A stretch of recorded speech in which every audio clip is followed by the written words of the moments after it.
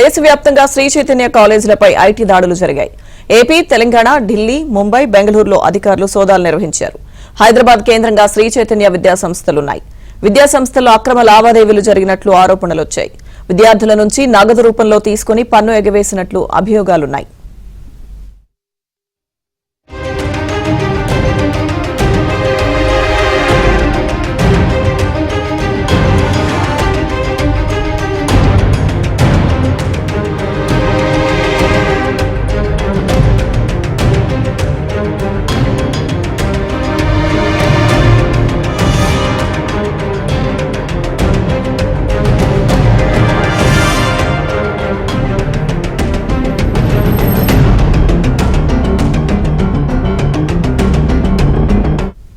దేశవ్యాప్తంగా శ్రీ చైతన్య కాలేజీలపై దాడులకు సంబంధించిన పూర్తి అప్డేట్స్ మా క్రైమ్ కరెస్పాండెంట్ శశి అందిస్తారు.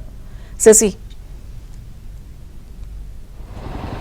శ్రీ చైతన్య కళాశాలలపై ఐటీ అధికారుల సోదాలు కొనసాగుతూ ఉన్నాయి. ఆంధ్ర, తెలంగాణతో పాటు ముంబై, పూణే, ఢిల్లీ లాంటి ప్రాంతాల్లో కూడా ఈ సోదాలు కంటిన్యూ అవుతున్నాయి. ప్రధానంగా అక్రమంగా ఫీజులు వసూలు చేయడంతో పాటు అక్రమాలకు పాల్పడుతున్నట్టు కూడా ఐటీ అధికారులకు ఇప్పటికే తగినటువంటి సమాచారం ఉంది. ఆ సమాచారంలో భాగంగానే ప్రజెంట్ ఈ సోదాలు నిర్వహిస్తున్నట్టుగా తెలుస్తోంది. ఇప్పటికే నేను ప్రజెంట్ మాదాపూర్లోని అయ్యప్ప సొసైటీలో ఉండేటటువంటి శ్రీ చైతన్య కాలేజీకి సంబంధించినటువంటి ప్రధానమైనటువంటి భవనం ఇది. ఇక్కడే కార్పొరేట్ వ్యవహారాలతో పాటు విద్యార్థులకు సంబంధించినటువంటి అన్ని వ్యవహారాలు కూడా ఇక్కడే నడుస్తూ ఉంటాయి. మరోవైపు ఈ ప్రాంతం నుంచి కేవలం 300 మీటర్ల దూరంలోనే ఇక్కడ నుంచి ప్రత్యేకంగా శ్రీ చైతన్యకు సంబంధించిన కళాశాల కూడా ఉంటుంది. ఆ కళాశాలలో కూడా ప్రజెంట్ ఈ సోదాలు కంటిన్యూ అవుతూ ఉన్నాయి. సో మొత్తానికి ఉదయం నుంచి కూడా ఈ సోదాలు కంటిన్యూ అవుతూ ఉన్నాయి.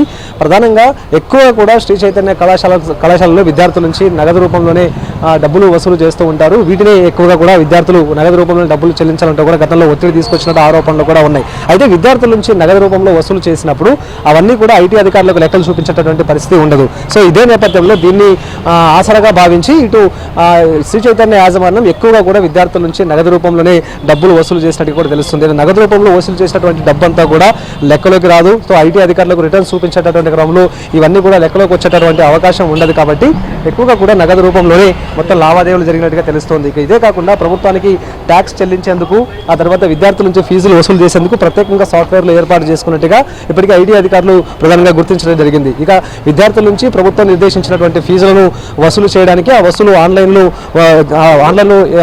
అప్లోడ్ చేయడానికి వీలుగా ప్రత్యేకంగా ఒక సాఫ్ట్వేర్తో పాటు ఆ తర్వాత ఆ ట్యాక్స్ ఎగ్గొట్టడానికి లేకపోతే ఈ ట్యాక్స్ సంబంధించినటువంటి అంశాలను బహిర్గతం కాకుండా ఉండేందుకు ప్రత్యేకంగా మరొక సాఫ్ట్వేర్ వాడుతున్నట్టుగా కూడా ఇప్పటికే అందుతున్నటువంటి సమాచారం. సో మొత్తానికి ప్రధానంగా 20 మంది పైగా ఐటీ అధికారులు ప్రజెంట్ నేను చూపిస్తున్నటువంటి బిల్డింగ్లో సోదాలు కొనసాగిస్తూ ఉన్నారు. ఇక్కడ నుంచి 300 మీటర్ల దూరంలో మరొక శ్రీ చైతన్య కళాశాల కూడా ఉంది. ఆ కళాశాలలో కూడాను ఐటీ అధికారుల సోదాలు కంటిన్యూ చేస్తూ ఉన్నారు. ప్రధానమైనటువంటి నగరాల్లో శ్రీ చైతన్యకి సంబంధించినటువంటి కాలేజెస్ ఉన్నాయి.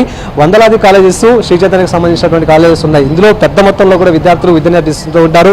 ప్రతి సంవత్సరం కూడా విద్యా సంవత్సరం ప్రారంభంలో ఎక్కువ మొత్తంలో వందల కోట్ల రూపాయల ఫీజుల రూపంలో వసూలు చేస్తూ ఉంటారు. ఇదొక అంశం అయితే ఆ తర్వాత విద్యార్థుల నుంచి ప్రతి సంవత్సరం కూడా పరీక్ష ఫీజులు అంటూ, తర్వాత అడ్మిషన్ ఫీజులు అంటూ కూడా రకరకాల ఫీజులు కూడా వసూలు చేస్తూ ఉంటారు. ఇవన్నీ ఎక్కువగా నగదు రూపంలోనే ఈ లావాదేవీలన్నీ కూడా కొనసాగుతూ ఉంటాయి. వాస్తవానికి నగదు రూపంలో లావాదేవీలు జరిగినప్పుడు మాత్రం ఖచ్చితంగా అందులో ట్యాక్స్ ఎగ్గొట్టేటువంటి ప్రయత్నాలు ఖచ్చితంగా జరుగుతూనే ఉంటాయి. సో ఇదే అంశాన్ని ఇప్పుడు ఐటీ అధికారులు గుర్తించినట్టుగా తెలుస్తుంది. అందులో భాగంగానే ఈ సోదాలు కొనసాగుతూ ఉన్నాయి. గతంలో ఐటీ అధికారులకు సమర్పించినటువంటి రిటర్న్స్ ఏవైతే ఉంటాయో ఆ రిటర్న్స్ అన్నింటినీ కూడా ముందుంచుకుని ఇప్పటికీ అందుబాటులో ఉండేటటువంటి సిబ్బంది సహకారంతో ఈ సోదాలు తర్వాత ప్రశ్నిస్తున్నట్టుగా కూడా ప్రజెంట్ మనకు అందుతున్నటువంటి సమాచారం. ప్రధానంగా విద్యార్థుల నుంచి నిర్ణీత మొత్తంలో ఫీజులు వసూలు చేసేటటువంటి సమయంలో వాటన్నిటిని కూడా ఒక ప్రత్యేకమైనటువంటి సాఫ్ట్వేర్ ద్వారా వారి నుంచి నిర్ణీత ఫీజు వసూలు చేస్తారు. మిగతాదంతా కూడా నగదు రూపంలో తీసుకుంటూ ఉంటారు. వాస్తవానికి ఒక 10,000 రూపాయల వరకు కూడా ఫీజు చెల్లించాలంటే ఇందులో నిర్ణీత ఫీజు ఒక 2,000 రూపాయలు ఆన్లైన్లో తీసుకోవడం, మిగతా 8,000 రూపాయలు నగదు రూపంలో తీసుకోవడం. ఇలా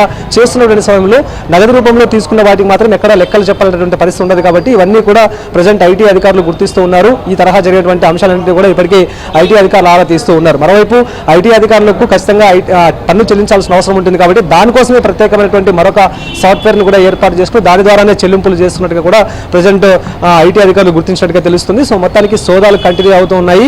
ఈ రోజుతో పాటు రేపు కూడా ఈ సోదాలు కంటిన్యూ అయ్యేటటువంటి అవకాశం అయితే కనిపిస్తుంది. ప్రధానంగా నగరంలోని వివిధ ప్రాంతాల్లో ఉండేటటువంటి శ్రీ చైతన్య కళాశాలలో అయితే ఈ సోదాలు కంటిన్యూ అవుతున్నాయి. లక్ష్మీదుర్గ.